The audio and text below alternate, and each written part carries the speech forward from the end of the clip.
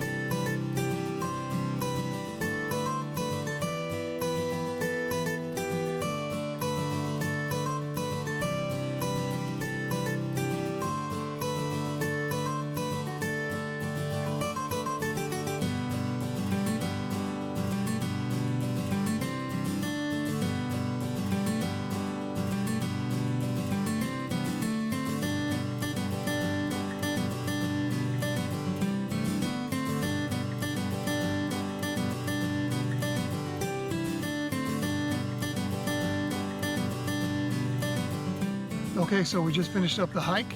Took us about a half hour or so. There are some hills. I showed some of those as we recorded along the way. And most of the trail is 6 feet to 10 feet wide. Some dirt, some small rocks, and also a little bit of gravel. So bring some comfortable shoes and some bug spray probably, and you'll have a great time. Thanks for watching.